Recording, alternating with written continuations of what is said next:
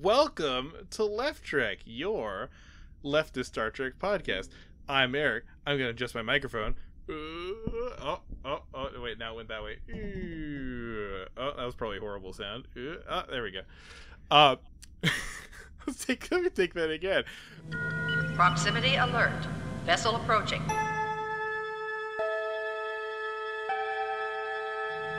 The vessel is hailing.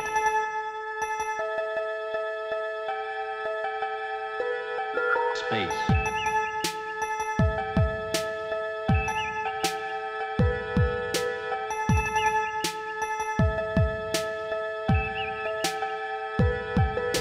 Warning. Warp core collapse in 10 seconds.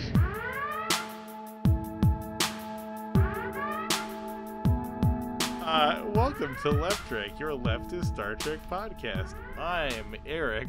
I'm just getting flooded with flashbacks. I'm having flashbacks to the last year of my life. Terrible Star Trek episode after terrible Star Trek episode. Oh God, when will it end? I am joined by Zotz.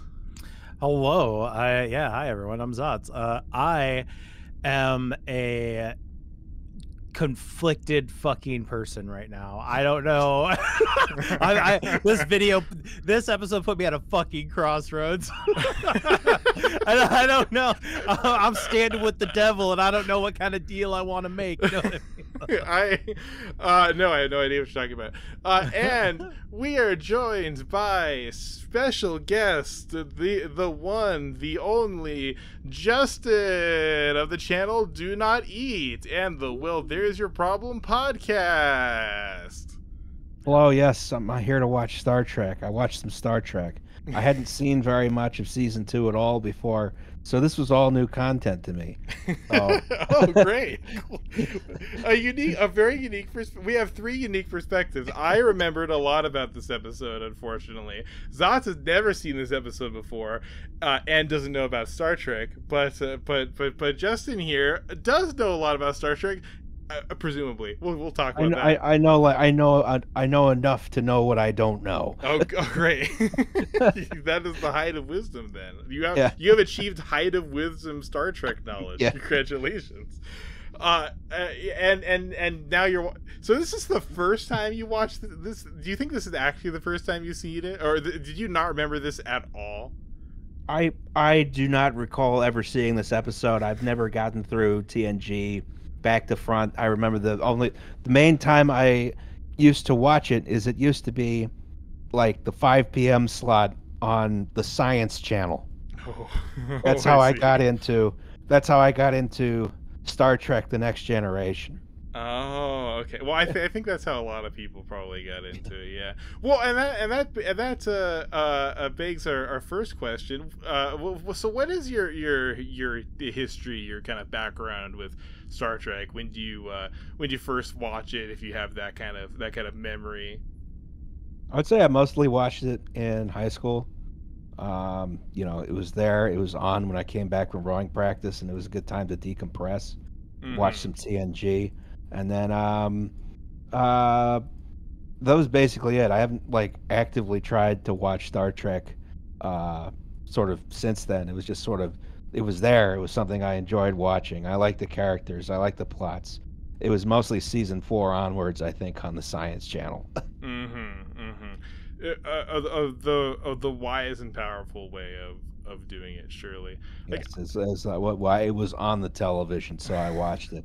It could have been NCIS. I wouldn't have noticed. I rewatch Star Trek relatively frequently. I never really do it back to front. I pretty much always, because I just have it on in the background sometimes, or me and my partner, we have it on when we're sleeping or something. And I always just pick an episode I like and just kind of let it go, and usually I just drift into unconsciousness because I know them all so well, and that's typically where I start too. So season 4 onwards, and then just the rest of the good series. Yeah, and as every once in a while I will go back and say, I'd like to see a Darmok and Jalad in Tanagar right now, so I go back and watch that one. But I really like to see Picard play a flute for a little bit. Yes, exactly. That's like a nice way to spend my afternoon.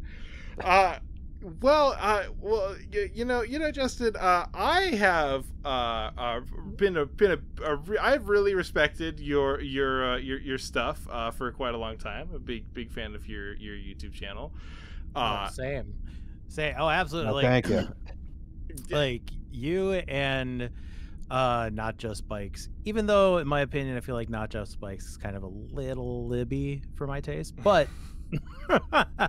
No shame here between the transportation people. Let's start drama. Let's start transportation drama. Bisquigglehausen, we're calling you out. Oh God. It was very. I was very like Eric's like, yeah, we got like the Do Not Eat guy, and I was like, dude. Like the transportation dude, I was like, that's fucking awesome.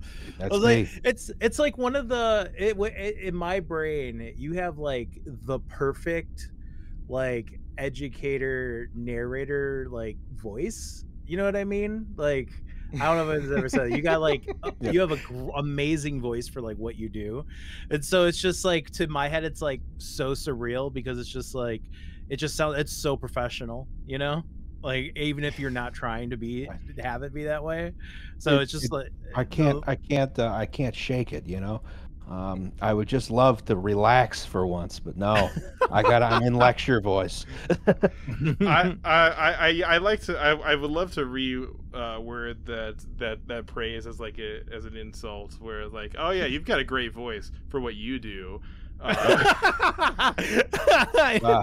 like what's the got a face for radio. Yeah, face for radio. But I'm not trying to give like those type of vibes. You know, I'm just trying to be legit here, Eric. Well, this is really interesting seeing you, because this is like the first time that we've brought on someone who I've respected like, as a content creator, who's not just also a personal friend of yours, like Thought Slime. So I'm seeing you react as a fan for really the first time, and it's fascinating. This is the first time I've been fangirled, you know, is like, you know, I guess. Well, and Justin, because we respect your content so much, I thought, what better way to pay homage than to bring good Justin on here for the worst possible episode of Star Trek. Yes, exactly. It's so bad. I like contrast. You know, we get a good guest. I want to show him an absolutely terrible episode. How much can we fuck with this person? Let's get real. how much can we press the how poorly can I treat someone and then still bring them back on? It was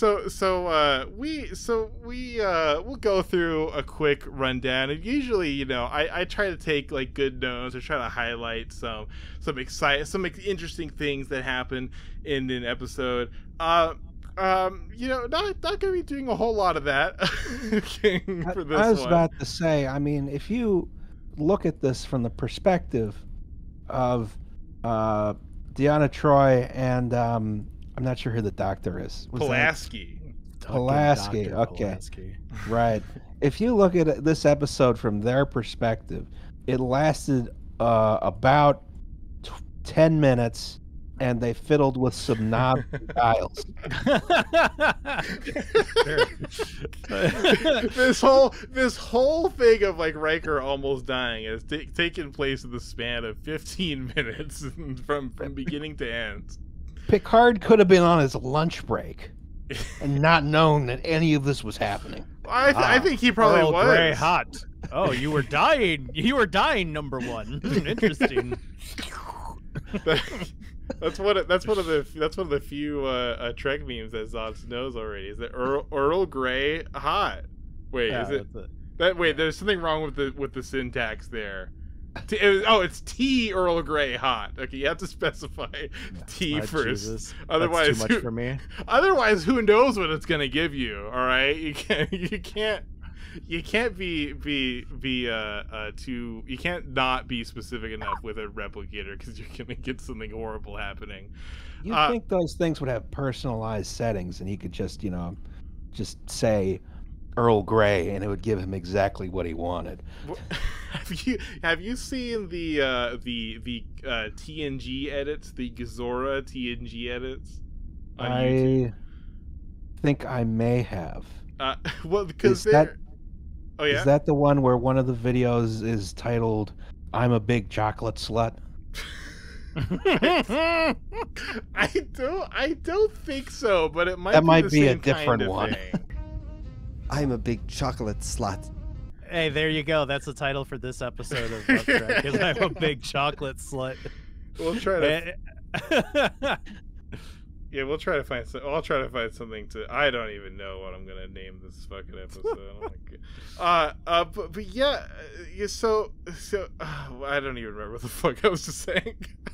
Oh yeah. So in one of those, because later on they do establish like, oh, people would have like their own like custom settings. And so like Data at one point orders like feline supplement 74, or in Voyager I think they do this. It's like 709 goes like, oh, the nutritional supplements, blah blah blah, and then one of the edits it's a Data ordering Picard some tea, and he goes Captain Supplement 74, and it's some Earl Grey tea.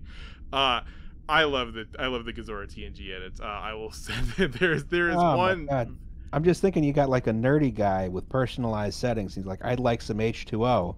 And then the next guy behind him is like, he doesn't have personalized settings. Is like, I'd like some H2O too.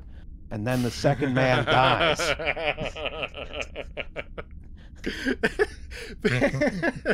There's another joke like that where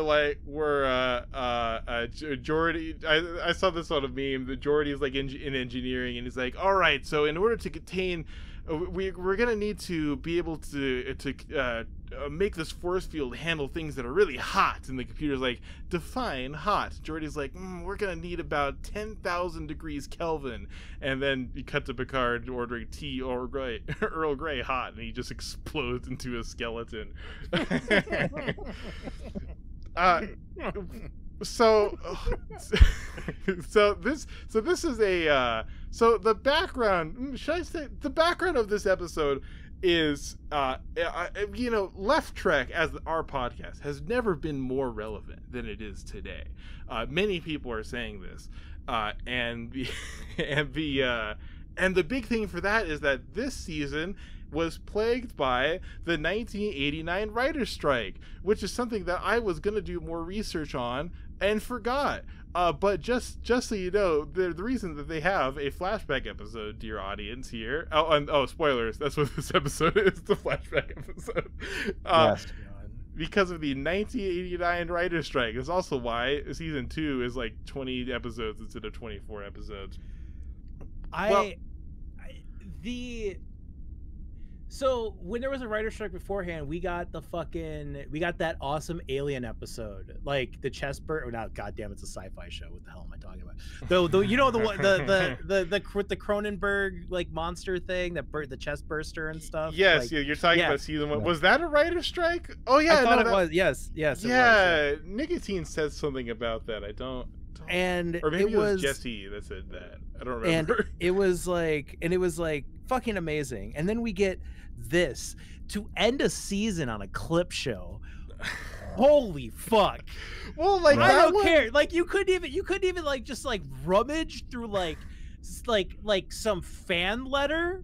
You like put it just like I would have appreciated like a whole Wesley episode over fucking this. Like, good God Almighty. Yeah, who knows? And apparently the producers who like decided that they like apologize, in like retrospect, like 20 years later or something. It's like, oh yeah, I probably shouldn't have done a clip show for that one. Because you're right. I do recall. I kind of had to phone it in on this one. I mean, I don't know what else they could have done. Yeah. And of course we are now going through a writer's strike, and which is, you know, like the beginning of what seems to be like a general strike. The fucking United Auto Workers voted to unanimously voted to strike. There's a huge wave of strikes going on, and the 1989 strike was apparently about, like, I don't know, it was like residuals about God damn it. Sounds familiar. Yeah, something about residuals, you know, kind of like today, where there just aren't any residuals because streaming is a black box, and the companies don't want to admit that hardly anyone watches the vast majority of shit on their platforms, and then also, you know, they don't want to pay writers anything. That's the big one. Here's the real question: if there were, back in the 80s, if there were a simultaneous writer and actor strike, such as is going on now, would this episode have been better as 45 minutes of a black screen?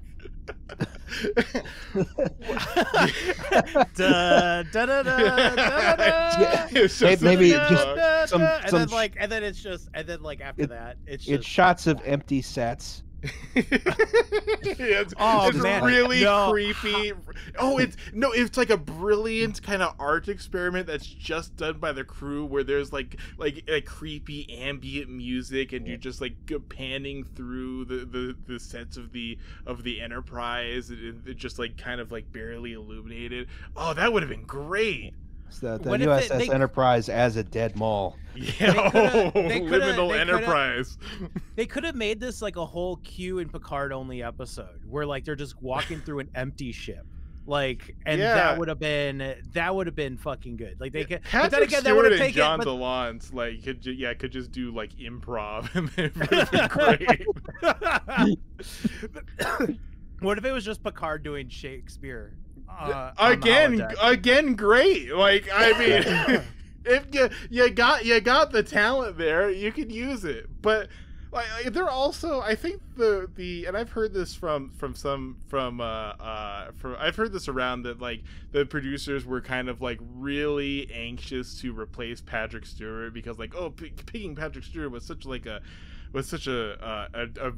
brave move, because he's not like this leading man. He's not an action hero. He's not like a John Wayne, who's gonna come up in the notes. He's you know, a Shakespeare guy. He's a diplomat, and the producer's like, we got to replace him with an action motherfucker, like, immediately. We're setting up Riker to be captain. We gotta start thinking about this. Hell yeah! And so we just need a reality episode. Could you imagine a reality out there where the fucking where like instead of Picard, it's Dolph Lundgren? Like, instead of Picard, is Jean-Claude Van Damme. Yeah, just doing the splits. Like, he's just, everything is exactly the same, except every time you cut over to Captain Picard, is Jean-Claude Van Damme doing the splits over every single seat of the bridge. The height difference there is pretty significant, because I'm pretty sure Patrick Stewart is like 4'9" or something. Jesus Christ! Yeah, we look. I think he gets shorter every time you make an assumption on the height. Like, well, when we looked it up for that one episode, the first result told me that Patrick Stewart is 5'10". The second one said 5'9", and the third one said 5'8". So there's some. Every time you look him up, he gets 1 inch shorter. Oh God! Stop doing it. He'll turn into like Ant-Man. Yeah. Oh God! I'm sending Patrick Stewart into the quantum verse. I did not watch that. Jesus. Good. Maybe then he can go back in time and rewrite this fucking episode, because that would be amazing. Insert joke about Phase 5 Marvel, and then me blood pouring out of my eyes. Well, okay, so whatever, season 2 episode whatever. What's this one called? Shades of Grey, 50 Shades of Grey, 50 Shades of Riker. Yeah. we start so in media res that like I thought I missed the episode and I had to like go back and I'm like, oh no, this is where it starts. It just cuts in immediately. Jordy walks over to Riker and Riker's like sitting. He's like, oh, I got fucking stabbed, and they try to beam him up because he got fucking stabbed, but no, there's a microbe in him, so they need to go through the filters. Pulaski's gonna beam down to help Riker, and O'Brien's like, oh geez, I hope I have the right coordinates and I'm not putting you halfway inside of a tree. Haha, just kidding. Funny. Great joke. Yeah, I love when I'm get on a plane and then I love when the pilot comes on the intercom and says, I hope I got the right airport, guys. we're gonna be landing in Dallas or is it Denver? You know, we're gonna be landing in a city that starts with a D. Attention passengers, it appears my co-pilot has switched my water for vodka, so the seatbelt light is going to remain on for the duration of the flight. It's like that house. I forget if it's in Cleveland or Buffalo, but if it's in Cleveland, there's a sign painted on the roof of the house near the airport that you can see on the approach that says "Welcome to Buffalo," and if it's in Buffalo, it's vice versa. Oh, that's fucked up. It's just a little, just a little humor, Yep. trying to give Pulaski a panic attack. But she's racist, so she deserves it. Whatever, no sympathy. Sure, yeah. O'Brien's doing Irish praxis. A relevant thing because we had an Irish episode. There's a flashback to that with the foot fetish scene. We'll get to it. Oh god damn it. Yeah. So Pulaski finds out, oh, Riker, you're gonna die. This microbe's gonna kill you. So they need to collect the sample. They send Geordi and Data, who Picard says they're the two most expendable crew members, so it's fine. And they seek out where Commander Riker got stung, and it appears, oh my god, it's a carnivorous vine. They sit down and take a look at it, and a fucking tentacle. It whips out mid-conversation, mid-sentence, and Data momentarily uses his stand the world to slow down time and catch it. There's a joke out there for the Zots in the audience. Yeah, thanks. Yeah, you know that you to keep my attention through Star Trek, you got to drop an anime reference every once in a while. Otherwise, my brain glazes over. Otherwise, you'll start talking about Gundam, and we can't have that. Yeah, that's true. So Data just fucking grabs the poison ivy vine, yeah. It's just fun. After they had a conversation where they're like, well, we don't know if this microbe can like affect you too, so maybe watch out down there. No, it's just space poison ivy. You're fine. It's literally just space poison ivy. No, it's space poison oak. It's a kind of common misconception. Yeah, I guess so. No, I have. That's a Data. What's the bad one? Like poison sumac? I don't know. I have absolutely no idea. The joke around here is that around where I live, because we have a bunch of poison oak around here, and everyone's like, and every fucking time you say, everyone says poison ivy because that's like the colloquial name. There's always someone around. If there's no one around, someone like airdrops in to go, it's not poison ivy, it's poison oak. So that's this is a local cultural reference that precision of language is important sometimes.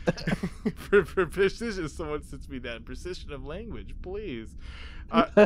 But we cut back and Riker is sitting down. He's laying down. He's accepting his death, and Picard goes up to Riker and says, "No, Riker, rage against the dying of the light." And Riker's like, "No, Captain, I think I'm gonna go gentle into that good night." Picard's like, I envy you. You're calm in the face of death." Riker goes, "Oh, if you drop a hammer on your foot, it's hardly useful to get mad at the hammer." And Picard's like, "No, you have to rage against the hammer on the foot." This is like not right. So long after. This is like not so long after they find out the infection is in his leg. He's like, "Well, it's an infection in your leg. There are options here. Worst case scenario, you lose a leg, especially in the future." Yeah, I'm kind of like, well, we could probably get you a bionic one, if we can't fix this. This is not like a intractable solution. This is like when my dad broke his leg in high school when he was playing basketball, and the priest came to give him last rites. And he was like, Father Adolf, I don't think I'm gonna die. I like Father the idea. Adolf. I like the idea There's a lot that of world like building in that story. I like the idea that that there's more going on behind Riker. Like he's just so like mentally broken from being on the ship for as long as he has that he's just come like through all the suicidal ideation. Oh, he's that, gonna like, we come, have all it. right. And he's just and it's just like he sees this as an opportunity to just let it take him. Like, he's just sitting there, he's just like everyone's like, oh, you know, it's like no, I think I'm okay with this. It's a paper cut. No, it's fine. Nah. It's all right. I'm 35. I think it's about time for me to just die. I've lived a long, good life. Riker tells an amusing anecdote as he's sitting there slowly dying. The virus bacteria thing starts invading his brain. He says his grandmother once got bitten by a rattlesnake, and after 3 excruciatingly painful days, the rattlesnake died. I love that line. I remember hearing that line. That's a pretty good one, yeah. Yeah. And we'll talk about this too, but there's some interesting stuff here. I remember like who was scabbing? Who was scab writing to do some quick little lines here? You know, we'll find them. And then we'll send Ron Perlman after them. They just went up into an Appalachian holler and said, "Give me a story." And and that's what came out, and they put that in the script. So I looked this up actually, and it is based on a supposedly true story about it was about I don't remember what the movie was, but John Ford, I believe his name was John Ford. Eric, correct the name if it's not John, the director John Ford. And John Wayne was on the set, and one of the producers was like, Ford. Oh yeah, and the director, he gets stung by a scorpion and is like really sick, and one of the producers is like, hey, if you die, we're gonna lose a bunch of money. We're gonna have to stop filming. And then John Wayne reports back, and he says that Ford is all right, but the scorpion unfortunately died. And apparently it's based off of that story. So but the you know, the whimsical nature of it was invented here, as far as I can tell, because the IMDb trivia is unreliable at the best of times.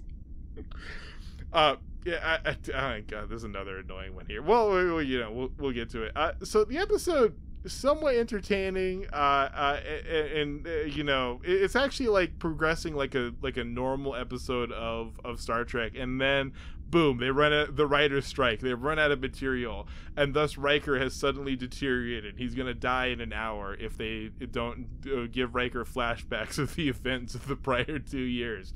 Yes. they engage the machine, which is a bunch of telescoping needles like plunging directly into Riker's brain, just simulating his neurons or endorphins or whatever. I have to say that harness looks very uncomfortable. Yeah, because it's literally only around his skull, like just only around his brain. The other thing is, you got to think those needles go pretty far in there. It'd be pretty bad if one of them broke off in there. And the only thing supporting him, like writhing around. Yeah, the only thing supporting him is the needles. That's a great point. Well, there's a lot of them, so it's fine. You know, there's a lot of. Yes. Honestly, it just looked like chopsticks. Looks like they put some chopsticks through some fucking tubes. Very possibly was just some chopsticks in some tubes. Yeah. So the flashbacks are as follows. Oh my god, we see the Ferengi planet, the first planet where they meet the Ferengi, and there's some laser whips, and then Data creepily whistling by a creep in the holodeck, and then flirting with Guinan in front of Wesley and 10 Forward, talking to Troy about getting a promotion to captain. Especially I was gonna say all actually good scenes, but it's only really the Guinan one. The Guinan one is fucking great. But cut back to the real world of the real world road rules. Troy says, "Oh, Riker's relaxed. He's experiencing feelings of warmth and companionship." Pulaski's like, "Oh, well, it'd be really funny. Let's see if we can give him a wet dream. Maybe it'll flush the microbes out." You're in a coma. The doctors are just like fucking just playing with your memories. Let's go back to his also first kiss. mentioned. I have some thoughts on that in a second. But Pulaski also mentioned he's in REM sleep, and I immediately got Losing My Religion stuck in my head.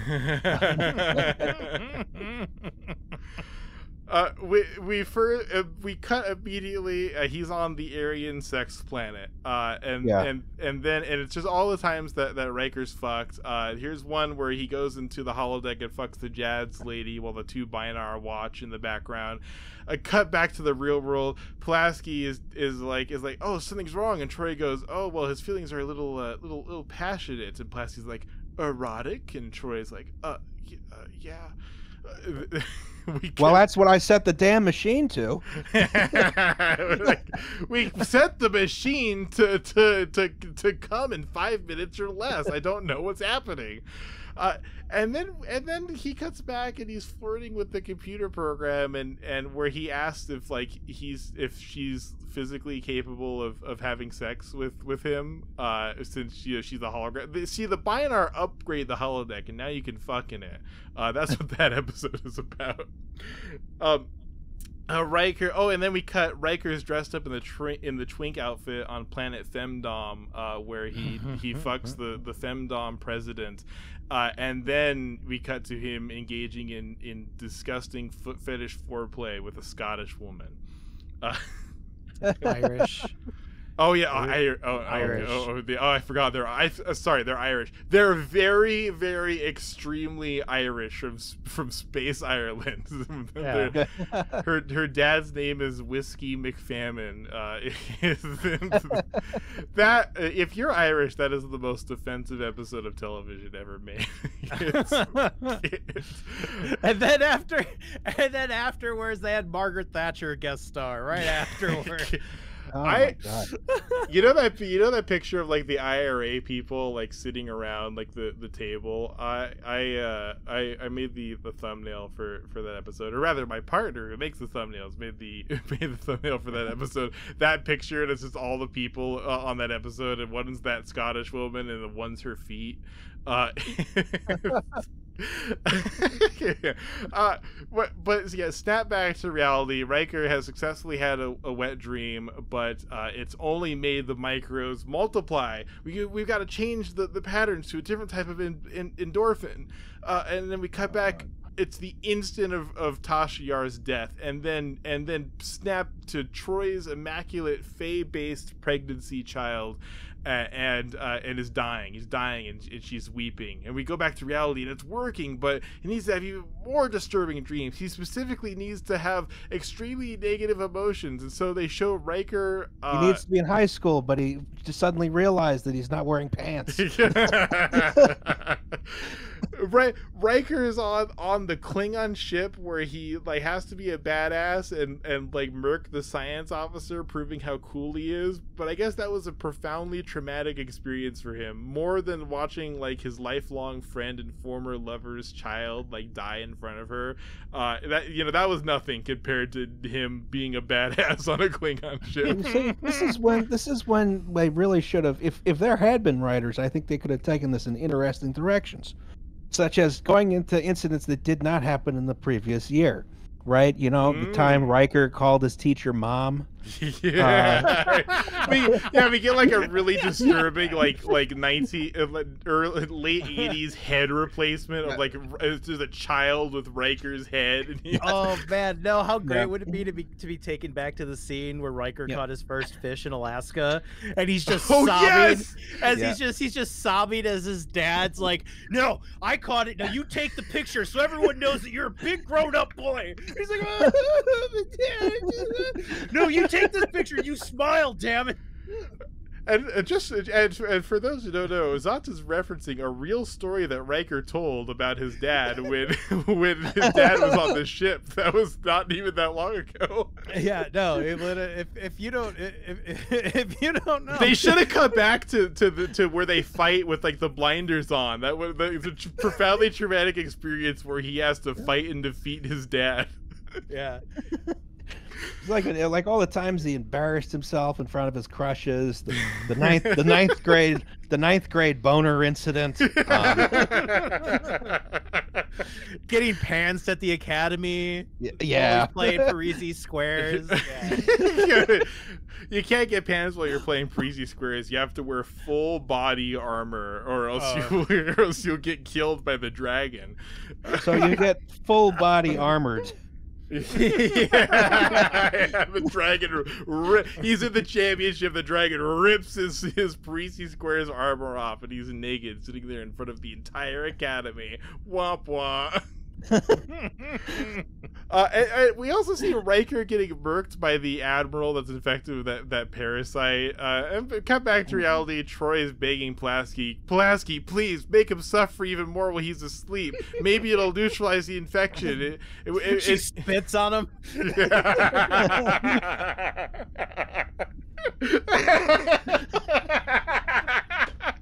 Hurt him more. You like that, don't you?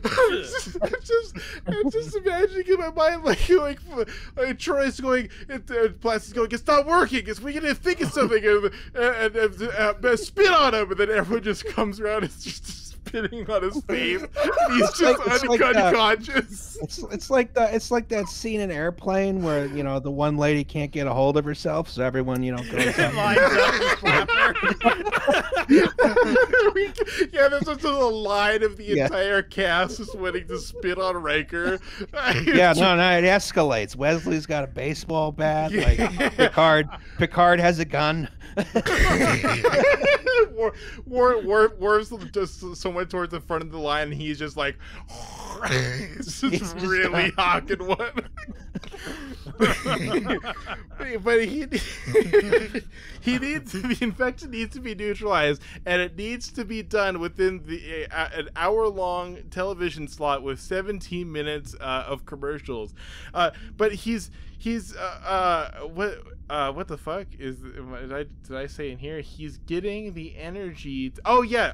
His hand. He's getting energy handed by the drug addicts in that one episode. We're back in flashbacks. Then he's getting laser whipped by the Ferengi. There's a lot of other whipping in some previous flashbacks too. He's getting dragged into the evil goo that's made of Vaseline and printer ink, where Jonathan Frakes almost actually died in real life. That must have been expensive. He fully submerged that scene with the goo. That's actually him going into it, and what that goo is made of is Vaseline and printer ink. And I would think immediately, if I get in that, I'm not going to be able to clear my airways quick enough, and I'm going to fucking suffocate and die. But Jonathan Frakes, he went into it. He didn't give a fuck. He said, it's my job as an actor to get in there. Hey, I'm going to go into the goo. It's my duty to go in the goo. This is one of the reasons that the writer struck, actually. No more Vaseline pits. It needs to be more disturbing. He's agreeing to self-destruct the ship when they were getting held hostage by the darkness alien. Then he's talking to some Klingons, and their ship is gonna blow up. I didn't even remember this part of the episode. Step back to the reality one more time. The organism's growth is nearly almost down to zero. I don't know. Show him every single time that he's killed someone, or something has blown up in his vicinity. Show him the boner incident from 9th grade. They go back. They go back too far, and he's reliving the time that he swallowed his fucking his fetal twin brother in the womb. It's just a scene from Venture Brothers. I'm gonna insert that right here. He it's him. He's murdering that guy. He's exploding the guy with the phaser who's all fucked up and filled with parasites. He's shit's blowing up. There's a scene from like Star Trek 3. They don't show the scene where they watch every single person horribly burned to death in front of their eyes, like on their sister ship. That was like an incredibly traumatic moment. I would have shown that, but it didn't look like it did. It's just a bunch of random shots of shit blowing up. But you know what? It worked. Riker's fine, and the episode ends with Riker joking about memory loss, and he says, "Ha ha! Yes, I know who I'm in. I am Captain Jean-Luc Picard." And Picard's like, "Oh yes, well I'm me and Data we're admirals." Da, da, da, da, da, da, da. It was a cute little finale. Data doesn't get the joke. Yeah, as usual. There's a whole episode where Data is trying to like learn comedy from Jerry Lewis. Oh, it's not actually Jerry Lewis. It's like a guy. It's like another comedian doing a Jerry Lewis impression. Because they couldn't get Jerry Lewis, I guess. Anyway, hey, that's that episode. Hey, look at that. Amazing. Amazing, the heights of television. You know, Star Trek's really famous for making you think, and this is This is an episode that made me think about how long Jean-Luc Picard's lunch break really is. Yeah, that's why he kept having to leave, because he's like, well, you know, like I'd stick around because, like, you know, Riker's really sick, but you know, this tea is just gonna keep getting cold. Well, He's getting cold. I gotta finish my hoagie. No, it's even better than that. Like once Riker's like, "No, Captain, I have a DNR, so I'm just gonna lay here and die." He's just like, "Oh, of course." Went to Riker's chambers and is like just going through all this shit, trying to take what he wants before he kicks it. Let's go through Riker's stuff, laying dibs. That's mine. That's mine. Oh, that. Mine. His naked harp. His naked harp player video. God. Oh, that's mine. Yeah, he's got a little hologram of two ladies playing a harp. Oh, a fucking score. I'm taking that. Maybe he's got an agreement with Riker that if Riker dies, he has to go in first and get rid of all of Riker's porn. delete the hard drives for me, Picard. Riker is slipping into unconsciousness, and Troy's there, and he goes, "Erase my browser history."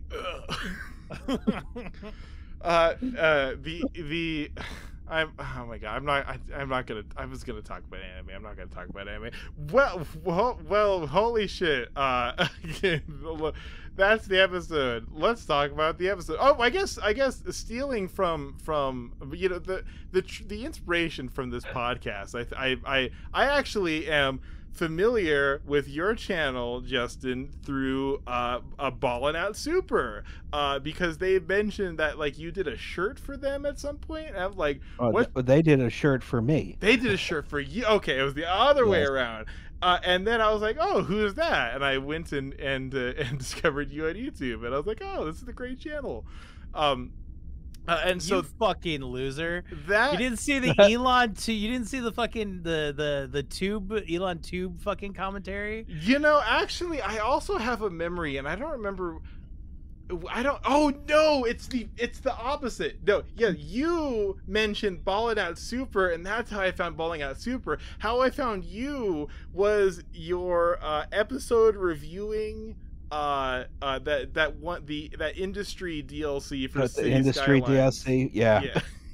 Yeah, that randomly got recommended to me, and I was like, oh well, I like videos of people complaining about something. Let's fucking go. Or, you know, that's the episode where I explain how to skip the toll in Delaware. Yeah. And I just immediately knew this is something special here. I've got to watch this guy's whole backlog. So what we do here, and so this podcast, the format is inspired by Ballin' Out Super. I've been meaning to talk to them, and I have not gotten around to it. But so we rate the episode, not out of a set amount, but we choose a completely random metric. So first, I will ask Zotz. Zotz, out of 13 spikes drilled directly into your skull, stimulating your endorphins, what would you rate this episode? Oh my god! With the more skulls that I have, or with the more things like jabbing into my skull being bad. No, or that's are they good. No, it's good. That's good. Yeah. Oh, it's okay. good. Then 0. I'm laying there, wishing for death to take me. No skulls. Yeah, because you need to cure your infection. So the more the needles jabbed into your skull, the better. You found no. So this is finally an episode that you're rating lower than Code of Honor, the racist one, lower than Measure of a Man, the classic episode that for some reason you and Nicotine hate. Yeah. You know why? One of your worst. Yeah, because you're a contrarian. That's why I love you. That's why you're here. No. The reason is because at least like with fucking the Honor one or whatever the fuck it was called, Code of Honor. At least there was something to talk about. Okay, there was nothing to talk about in this episode. We had to make it all up. We had to make it all up. Okay. 0. So okay, 0 officially. The worst episode of Star Trek thus far, according to Zotz. Justin, please rate this episode out of a total of 5 wet dreams had in the span of had in a very short amount of time. Oh crap! I got to redo some math. Hold on. Out of 5 wet dreams. Okay, so I thought the parts of this episode that were actually new were pretty good. Right? About the 5 minutes out of the 45 minutes. So, but the clip show I'm rating 0. The rest I'm giving 4 out of 5. So according to my math, I'm giving this a 0.4 repeating. Fucking brilliant. But finally someone comes on Left Track and gives an objective rating. That's perfectly fair. All right. So someone give me one. This is the hardest part of the episode. Okay, I got it. Out of 10 out of 10 mysterious self-moving stalks of poison things in a river, what do you give it? I am going to I want to copy the rating because like as stated previously, the new content in this episode actually kind of good. I remembered very well the line about the rattlesnake dying. I remembered the one where like a vine shoots out and attacks Geordi, and so Data has to stop it. The scenes that are like in between the flashbacks, like that was just like but before the lead up to where the flashbacks, where they actually had content, not bad. And I have a terrible habit of like only looking at the good parts of an episode and then just completely forgetting all the boring parts. And so I want to actually rate this episode like a 6 out of 10, but I'm gonna instead I don't know, just divide it by 9, and that only accounts for the new content. Okay, so it turns out I'm giving it a fuck. Wait, no, 1/3. Okay, I was gonna say a different number, and then I was like, wait, that's all right. I'm giving it 1/3 out of 10. Oh, wait, no, that's 2/3. Never mind. Well, I was in the gonna say ballpark. 0.36, so I don't know where I got that from. One thing I did like was Riker talking about, well, you know, if I'm dying, I at least have to maintain my sense of humor. I felt sort of an empathy with that sort of feeling, you know. Oh yeah. Yeah, very because you know he's serious. He's like a captain, right? He's gonna be the captain because they're gotta get this Patrick Stewart guy the fuck out. Yeah. It's boring. Wow, what a yeah. I mean, fuck. What is there to talk about, right? This episode apparently takes place in Michigan, because someone on IMDb said that you could see Michigan on the planet in the background, and I don't know what the fuck this guy was talking about because I wanted to see this and I went through it. I went through like every scene that you could see a planet, and the only one, and there is one where you could see Earth, but but the most visible part of Earth is like Jerusalem. it's like the Eastern Mediterranean. Like you can see Turkey and Cyprus like very clearly. So Riker got by a carnivorous plant in the Upper Peninsula. Mm-hmm. Yeah. Oh my God, I did not know this context. It's just yeah, I'm sure there's an old copper miner like folktale, legend about out there, you know. Zats, you live in that general region. How often do you have to dodge like clients? Milwaukee and Copper Harbor is just right next door to each other, you know? Mm-hmm. In my mind it is. Yeah. I recently had an incident where like a friend of mine was moving to wait, which one is it? Which one's where you're from? Because it's the what's the capital? Madison. Oh wait, okay. What's the important city? What? Milwaukee. Milwaukee. Milwaukee. Yes. Wait. Wait, is Milwaukee? No, what do I? Oh, now see, I got where's Minneapolis?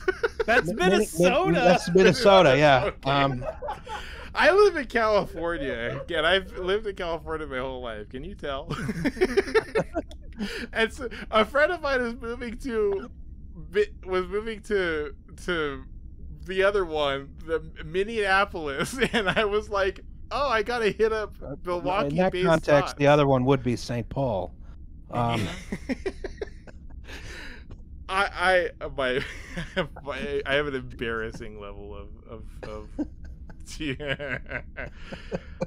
oh my fucking God. I feel so, you know, I was like, we're gonna get a lot to talk about in this episode. I'm gonna wring this episode dry, and this is the only episode of Left Track where I'm like, wow, we literally talked about every single fucking thing in the episode. And how have you been recently, Justin? I've had a nice time watching about 5 minutes of Star Trek.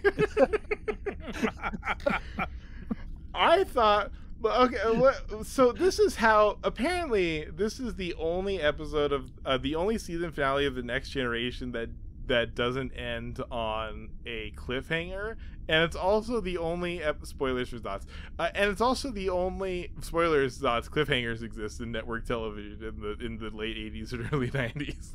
Oh, you don't say. Wow. Who shot JR? Man, Wow. Who shot Mr. Burns? Oh shit, that's probably That's true. Yeah. Sorry, I went too another... far. I'm too old. Fuck. There's another thing I thought as well. I was watching the clip show was they'll never stop the Simpsons. Have no fear. Oh fucking God! Yeah, well, because this so the writer's strike that was going on here. I tried to look up details about it, and I need to find like some sort of historian that like covers like the late 20th century, because I kind of couldn't really find a lot of good information. Cause I'm like, ooh, I really want to like talk about the details. I want to compare it to today, but like, oh fuck, it's just about residuals, you know. It's just about residuals now. like, all right, here. You know what? Anyone who is that and they don't want Data to write a show. God damn it. Good. Well done. That wraps it up. See you later, folks. That's left track. Oh wait, we should do plugs. You can catch me here on Left Track. You're welcome. Zot, are you up to anything, or you just chilling? You living your life? I am. What do I got? Do I got anything going on? Nope. No, I got nothing. Well, actually, no. My bad. Oh. If you're in the Milwaukee area with nothing to do on the fuck. Shit. Well, it's okay. Go back. Take 2. Hey, you're gonna edit this out, right? Oh yeah. Don't worry. I listened to it all the way through, especially towards the end. Definitely. I do. By the way, or do I? Justin, we've already talked about it, but if people want to hear more from you, which I highly recommend, where can they find you? Oh, hello. I'm on a podcast called Well, There's Your Problem. It's a podcast about engineering disasters with slides. It's on YouTube, and it's on wherever fine podcasts are sold. But if you go on a normal podcast app, you can't see the slides because that's audio, and most people can't see audio. Some people can, but that's like a whole thing. It's not very precise. Listen, with enough acid, anything is possible, okay? This is true. And of course, I do have the old YouTube channel. Maybe some new content coming up there sometime soon. Ooh. Owing to the release of a certain sequel to a certain game. But who knows? We'll see what happens. We'll see. Yeah. I'll try not to shill for Paradox Interactive too much. As a fine enjoyer, of these fine Paradox games, I don't think they've actually ever come up on the show before. We do, of course, have all these like mugshots of like Rudy Giuliani and Trump now coming out, and so I'm fully expecting some Hearts of Iron mods to be. Oh, that'd be good. That'd be really good. Right? Someone mentioned that. A friend of mine mentioned that in their Discord, and I was like, damn it, if only I had the executive function to learn how to make a Hearts of Iron mod, I would go do it. It's a free idea for you, Justin. Free idea, and anyone else listening. Have at it. Okay, I got it. I got the date that I needed to talk about. Oh, okay? Sure.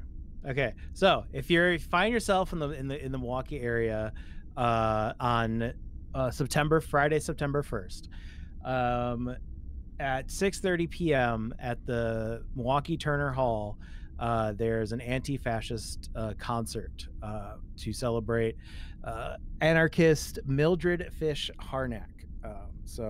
And there's the Milwaukee Cooperation Milwaukee is more or less hosting the event. So that's members of like the IWW, the DSA, different anti-fascist groups throughout the city of Milwaukee are putting on this concert. So come on through to that, and should be a good time. I'm showing up. I'm driving 2,000 miles to show up to that. So what excuse do you have, audience? Please like and subscribe.